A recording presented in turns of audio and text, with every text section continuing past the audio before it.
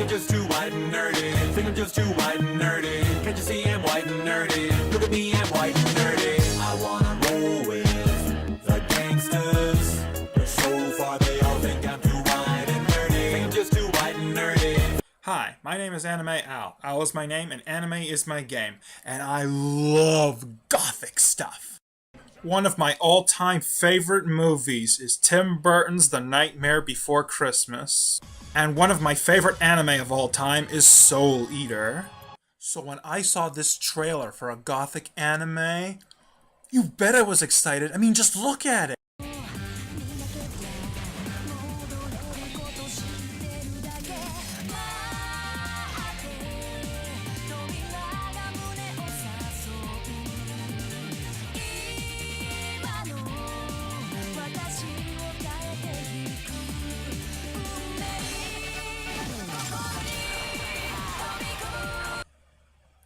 That looked awesome! Let's check this anime out to see if it's as good as the trailers made it out to be. This is Venus versus Virus. So we begin with a red-haired girl and a light blue-haired girl getting ready to fight each other. Nice! We then move to the opening credits.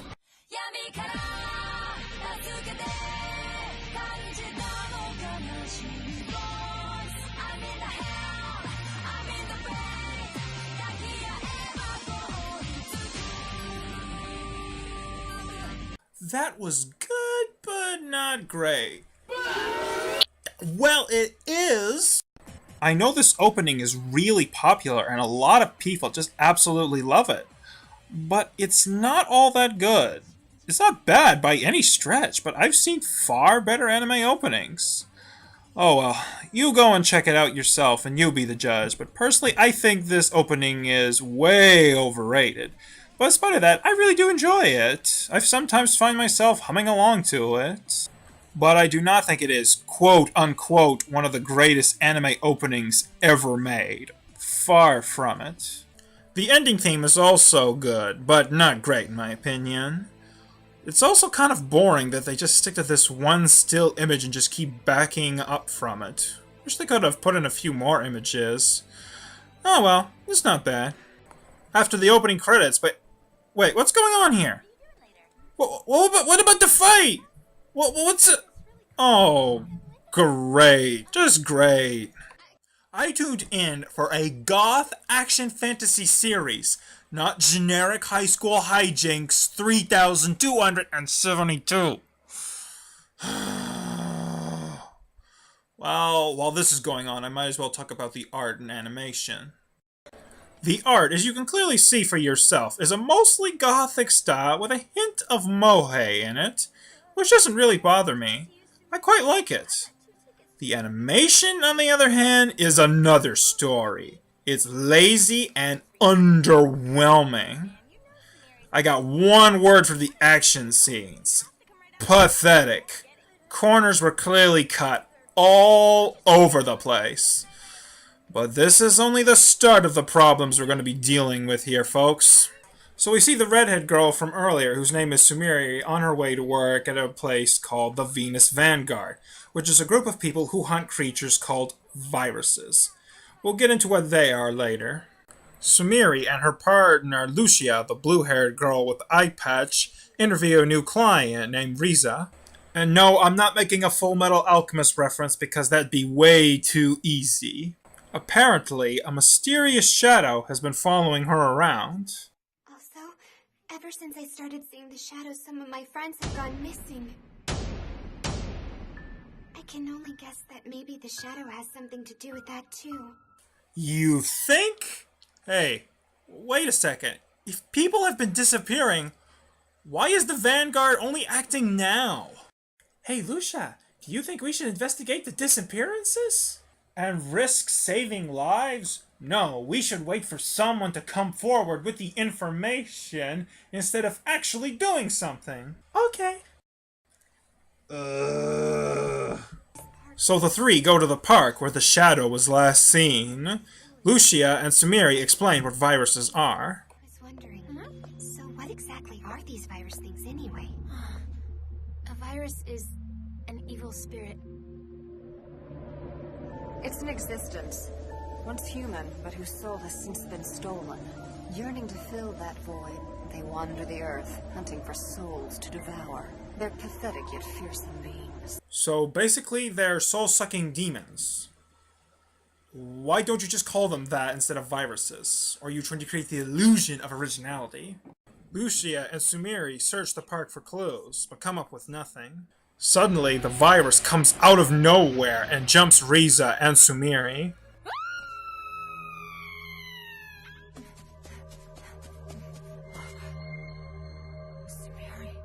Wait, what happened? Why'd the virus let her go? Explain, Venus versus Virus! Explain! Explain! Explain! Explain! Oh, never mind. Sumiri gets fixed up back at the HQ of the Vanguard, and I think now would be a good time to talk about the various characters of the series. First, we have Mr. Nahashi. He is Lucia's foster father and mentor. He is an expert in magic and viruses. He's the generic wise elder figure of the series who dumps exposition whenever he feels like it. He came up with the antivirus bullets. We then have his assistant, Laura, who looks like she buys her clothes at the Canadian Antiques Roadshow. Her one and only character trait is that she loves chocolate. I'm not kidding. That's what her personality boils down to. Just watch. Chocolate?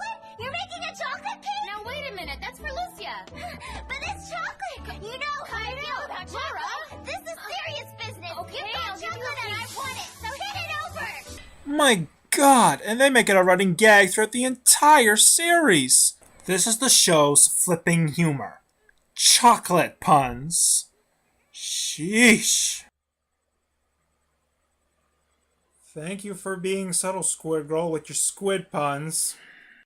Then we have our main protagonist of the story, Sumiri, who is incompetent and obnoxiously whiny.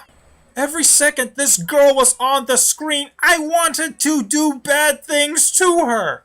Also, please refrain from making a drinking game out of her saying stuff like, I never wanted this, or why is this happening to me? You'll die from alcohol poisoning before you finish the 3rd episode. And finally, we have Lucia, easily the best character of the entire series. She's like Nick Fury, Elektra, and Blade the Vampire Hunter all rolled into one. My only problems with this character are her outfit and her dialogue occasionally. Don't get me wrong, her outfit is cool looking, but it looks like she's going out for trick-or-treating 24/7. Seriously, who dresses like this? And she says one-liners that would make Arnold Schwarzenegger cringe. You shouldn't be so sure of yourself, beautiful. Ooh. Ooh, so Arnie, what do you think of her lines? Bullshit! I couldn't agree more.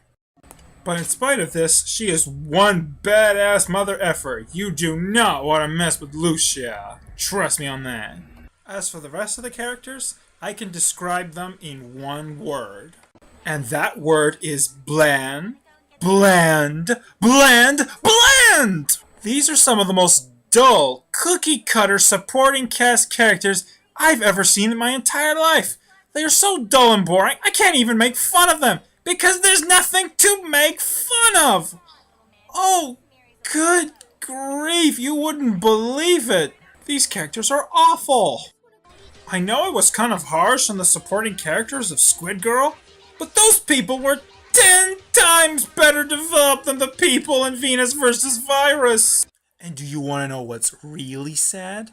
The villains are even worse. Somehow the villains are even more cookie-cutter than the supporting characters. The back and forth banter between the heroes and the villains is painful. To call these villains cliched is a slap in the face and an insult to cliched villains everywhere. Alright, let's get back to the story now. At night, we've seen that Sumiri has been assigned to protect Riza. Really? Humans, just viruses. oh. I'll send flowers to Riza's funeral. Later that night, Sumiri falls asleep. What, are you surprised? I would feel safer being protected by my cat! cat! Oh, yes. Yes, finish Sumeri off. Put her out of my misery. Yes, that's it. That's it. Go on. Go on. You're almost there. You've almost got her. Ah, oh, dang it! I mean, yay! Lucia saves the day. Lucia reveals that she used the power of her left eye to see that the virus was hiding inside of Riza. And if you want to know what the eye's exact abilities are, they never really go into it. It's the plot convenience eye, okay? Just let it go. It solves whatever problems the writers have. And Lucia also reveals that she used Sumeri as bait to bring the virus out into the open.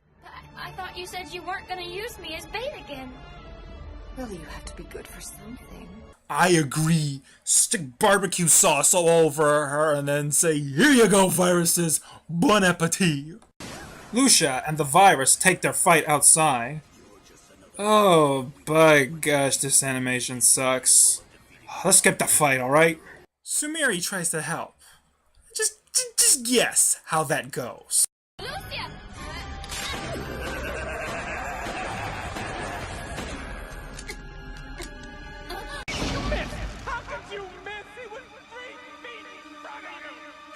With the virus distracted by Sumeri, Lucia sneaks up and kills the creature. I'm melting! I'm melting! Oh, looks like I spoke too soon. The virus regenerated by absorbing the earth, then takes Sumeri hostage. And then Lucia responds by shooting Sumeri. Aww, I wanted to be the one to do that. I know I'm coming off like a great big jerk, but you have no idea how annoying that girl is. Wait, what's going on here? But what is going on? Can someone please explain this to me? Mary comes in contact with the virus antibodies. She goes into a berserker mode. She becomes a living antivirus. Not only does she gain incredible physical power, but she suddenly has the combat abilities to fight the viruses. That is dumb even by action movie standards. You get hit by a vaccine and then you become a vaccine? I mean, what is the warning on the side of this stuff, huh? Warning! Side effects of virus vaccine include, but not limited to, pinnacle eyes, maniacally laughing, and attacking everything in sight, whether it be friend or foe. If you have a berserk mode that lasts longer than 2 hours, please consult your doctor right away. The vaccine, however, wears off before the two can fight. What a disappointment. But hey, at least the Venus Vanguard wins. Or do they?